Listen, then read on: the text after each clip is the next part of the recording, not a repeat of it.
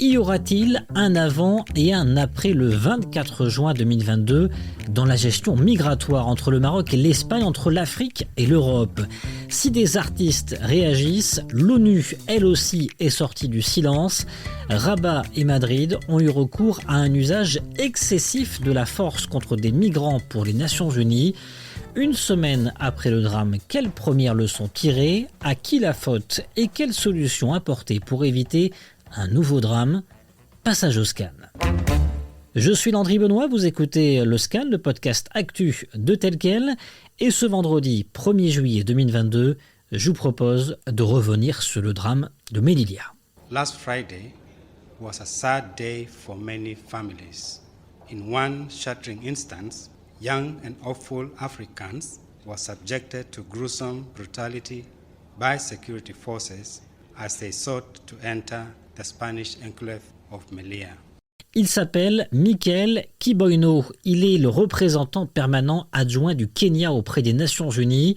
Son pays, membre non permanent du Conseil de sécurité, est à l'origine de la convocation de ce même conseil cette semaine sur le drame de Melilla. Michael Kiboino a dénoncé la brutalité exercée à l'encontre des migrants.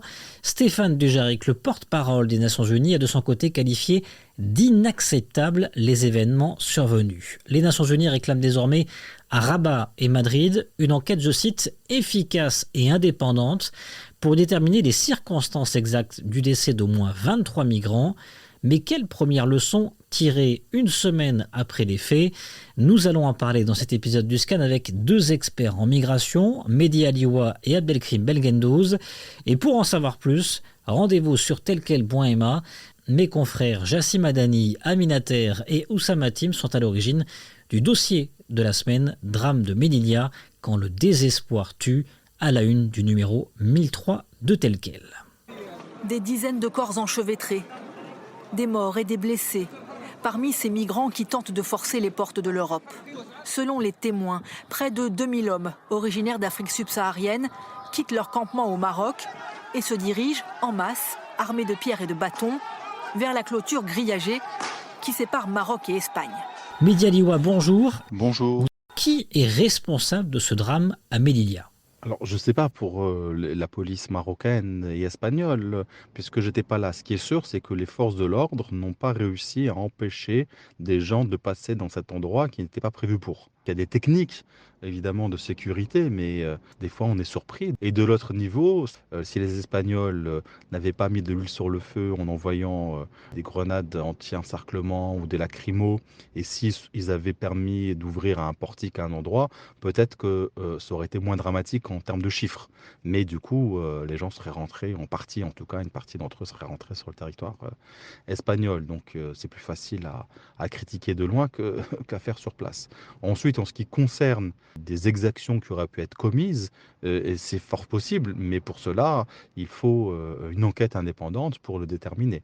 Mais je n'ai aucun élément qui me permette de dire que les forces de l'ordre ont fait un usage dit proportionnel de la force, ou n'ont pas porté assistance aux personnes en danger, ou ont fait usage d'armes à feu parce qu'il n'y a pas d'armes létales, etc.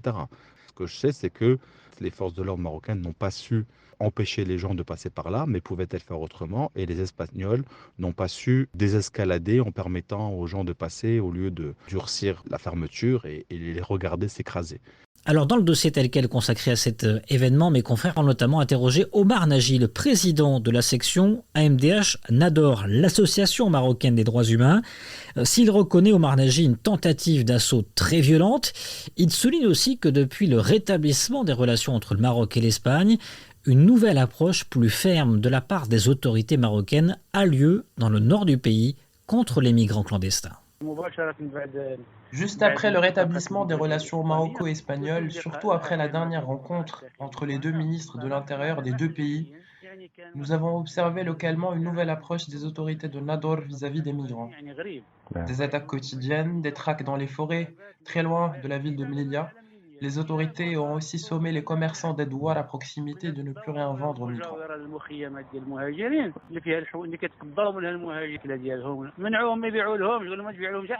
Mehdi Aliwa, dans notre précédent scan sur ce drame, vous avez pointé du doigt la politique migratoire marocaine.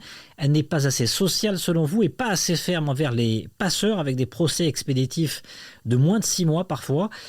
Quelles sont les autres causes de ce drame selon vous? Est-ce à cause de la violence des autorités marocaines et espagnoles, ce nombre de victimes? Ou est-ce que l'on peut imputer ce drame au passage en force du poste frontalier, au niveau du passage Barrio de Chino, ce cul-de-sac en forme de couloir très serré où se trouvent des tourniquets en acier qui prévoient des passages individuels? Le drame n'est pas arrivé parce que c'était beaucoup plus violent que d'habitude. C'est possible que ce soit plus violent. C'est possible qu'il y ait peut-être plus de monde que d'habitude, mais on a déjà vu ça. Par contre, c'est l'endroit par où ils ont voulu passer qui a créé la situation dramatique. Et c'est surtout parce que, en fait, l'Espagne travaille depuis longtemps sous financement de l'Union européenne pour renforcer les dispositifs de sécurité et les murs et les portiques en acier renforcé, en béton armé, en barbelé et compagnie.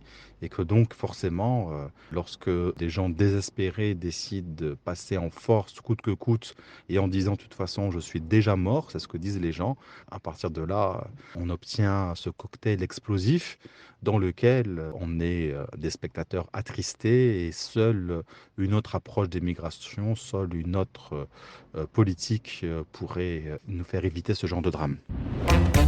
Quelle première leçon tirer de ce drame? Pour Abdelkrim Melgendouz, expert en migration, ce drame est aussi et avant tout un naufrage de la communication de la part des autorités marocaines. Il s'explique. Oui, là, il y a de grandes zones d'ombre. On n'a pas de précision concernant les faits. C'est indispensable pour pouvoir comprendre, pour pouvoir analyser et se faire un jugement, et y compris tirer les enseignements. Je crois que c'est une grande lacune.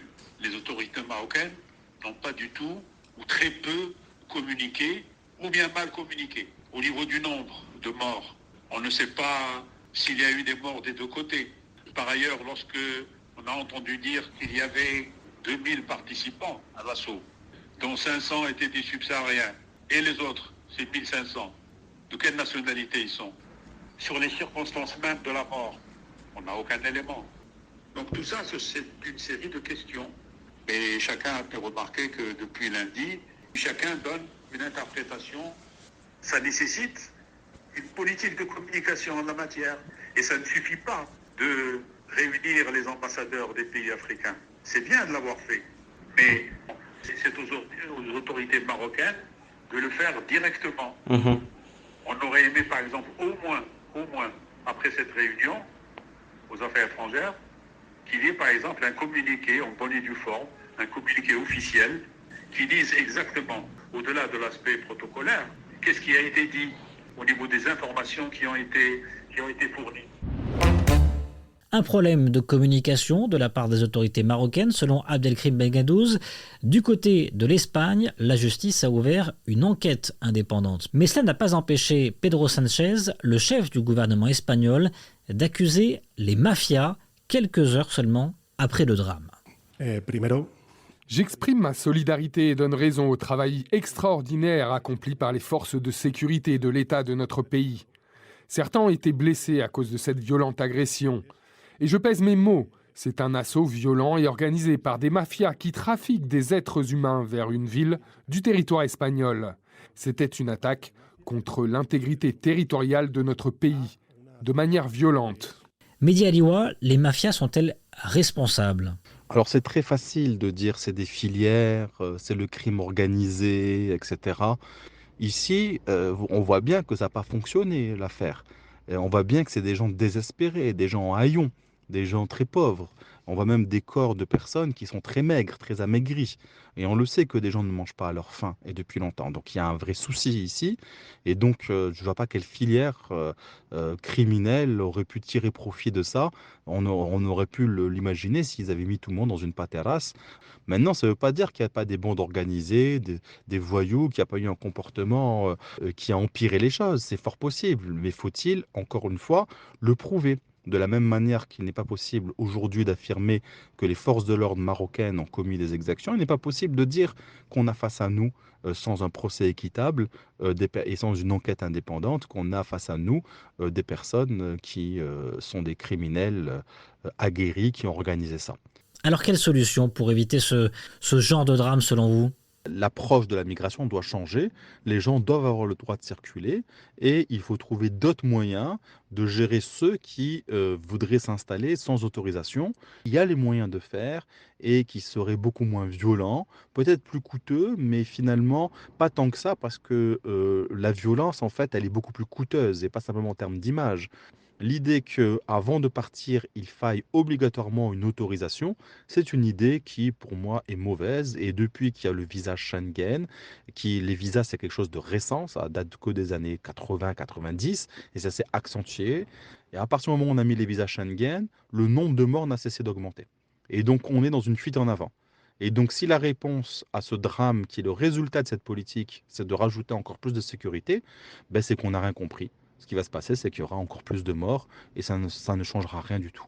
Et donc, c'est quand même inquiétant de voir à quel point les dirigeants peuvent oublier le b.a.-ba de la logique sociale. Et autre solution évoquée par Abdelkrim Belgendouz, interrogé par mon confrère Hussam Hatim, le Maroc doit montrer ses muscles vis-à-vis de l'Union européenne, le Maroc et l'Afrique. Selon l'expert, je cite, il serait souhaitable que la diplomatie marocaine affirme publiquement et solennellement qu'elle refuse de signer l'accord de réadmission générale proposé par l'Union européenne. Fin de citation. Un accord qui prévoit que le Maroc réadmette ses concitoyens clandestins, mais aussi des migrants africains clandestins qui pourraient se retrouver dans des camps de réadmission ici au Royaume. Autre propos de l'expert, le Maroc doit être très vigilant et ne pas accepter les propositions européennes concernant le nouveau pacte européen sur la migration et l'asile, un pacte abordé dans un précédent cadre que je vous invite à aller consulter. Selon Abdelkrim Belgendouz, le renforcement du contrôle frontalier au profit de l'Europe, les réadmissions et la coopération avec les agences sécuritaires européennes ne sont pas acceptables. Le pacte de migration est toujours en discussion entre les différentes instances européennes. Le Scan, le podcast d'actualité, c'est fini pour aujourd'hui. Réalisation Adam Al-Arshawi. N'hésitez pas à vous abonner sur le site telquel.ma et à nous retrouver chaque jour du lundi au vendredi sur toutes les applications de plateformes de podcast et de streaming.